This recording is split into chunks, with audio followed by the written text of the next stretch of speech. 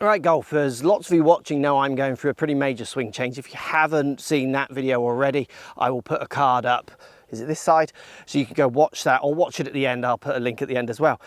Do you want to come and play 4 holes with me as I try to actually play golf using a swing change? Can I score? Am I just gonna, like, what? Honestly, it feels so strange. 4 holes, play golf. What do you reckon I'm gonna score?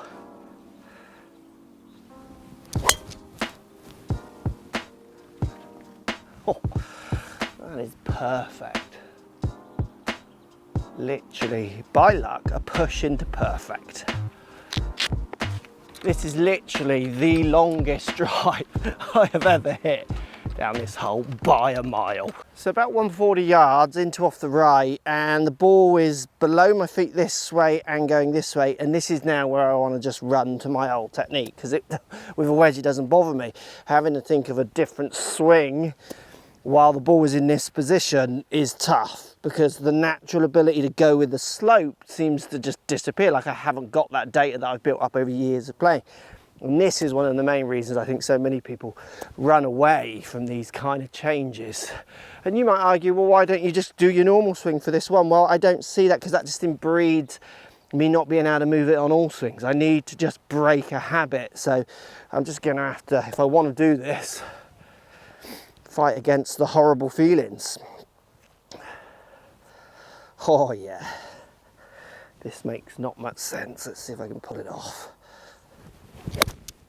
Not bad at all. Good for direction, slightly clean, but that's straight at it. Apart from it maybe being long, that's a wedge into this hole. So too much club on the second. This might be a pattern, having to learn clubs, as in learn what they do from the lies and then the distance they go from those lies. I didn't think the pin was this far forward. I thought it was more middle, which would put me in a better position, but all in all good with technique. Bad choices made in my course management, but that's often a problem as well. When you're thinking of swing change, it's then hard to think of all the other little nuances you have to do on the course too. So the last hole, what I thought was downwind when my drive was so far up, but it's not. The wind is coming basically from about where the camera is. So this hole, which goes this way, I'm now down and off the left. Wind off the left, not a fan. Just take note on how many rehearsals you'll see me do on practice swings as well. I don't want to spend hours over the ball, so I'm really going to rehearse to try and get a feeling to allow me to hit a shot, because every shot there's a high level of anxiety as I don't really know what's going to come out. Every practice swing is basically me trying to find a feeling to allow me to pull the trigger. Oh my word, bombs away, stay left. That might need to get down. This is mental. This one, I can take this so far left, close to the ditch. I mean, I can take it, get it down there if I'm going to get these kind of distances. Sat down, it's going to pop and run out of this rough. We've got a bunker and a slope. I'm just going to go over. I'm going middle of the green. Again, I just want to use my old swing. I don't want to muck around with feelings, but no point doing that, and I'll stop doing it. So yeah, with the wedges, it feels odd trying to get this arm where I want it.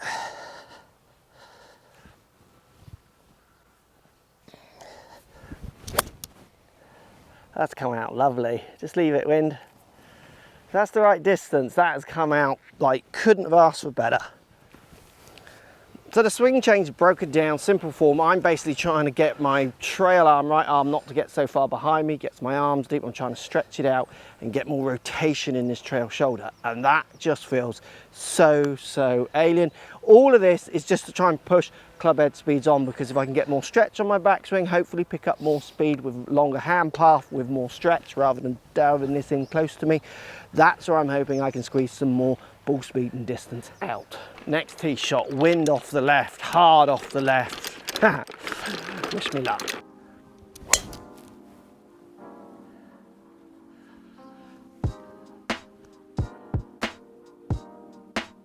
Hard to aim enough left on this one for me with the wind off the left. I was worried about this, and this is something I would definitely, want to practice more, get my head around. There's plenty of room up the left. I'm just scared of hitting a toey duck hook, which feels like I could miss the course on the other side. This is why practice is so important when you're making changes like this. Oh, par's going to be tough now. Trusty chipper in hand. Oh my word. Just trying to work out the best way to go. I just need to get it within 20 yards of the green to give myself a go.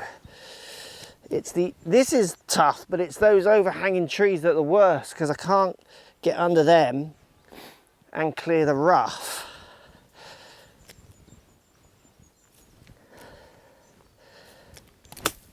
Yeah, not a great effort, but drive was a problem. 57 yards. So again, same problem with these little pitches because the movement has to start happening from here. So it's changing the feel in these as well. To be fair, these feel like it could help instantly. Let's see if I can hit a shot saying that. Yeah, I can't control the loft that well. There's a bit of a high popper to the right. It's going to need a bit of work, but I feel like my interaction with the ground's going to be better because I do feel more kind of Jason Day-y rather than crappy Crossfield-y. Go. Hit it. Hit it. Well, the drive is what let me down there. Got to aim further left or control that shape. So wind off the right, this one feels more like I could really go for it, but concerned with the green on the left, to be fair. Definitely a pattern to the right, that's what I'm always doing. Any changes, what are the patterns, what could I then go and work on, and for you have a lesson with, go back to your coach. I'll do it myself as such. You know, it feels good, they're a bit longer, ball speed seems further, but I tend to leak it to the right. How can we fix that? So it's always working in the variables from the patterns that you're collecting, which is why, you know, something like Arcos is really going to help me, as well as me understand it from my visual cues of what I'm seeing. Right. Oh my word. Yeah, there's the toey draw. Four left!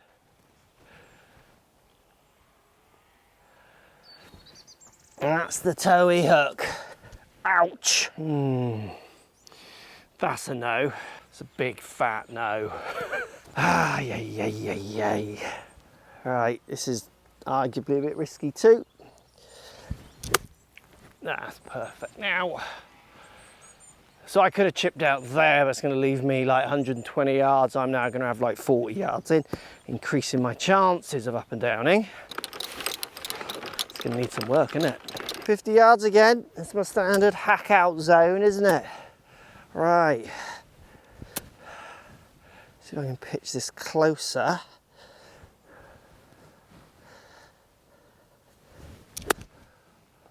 Yeah, better for loft and control the distance. I've thrown it too far. I landed it by the pin, but maybe not so good for control the distance. That one's too hard. All right, this is slinky with slope. Stay up, stay up, stay up. Oh.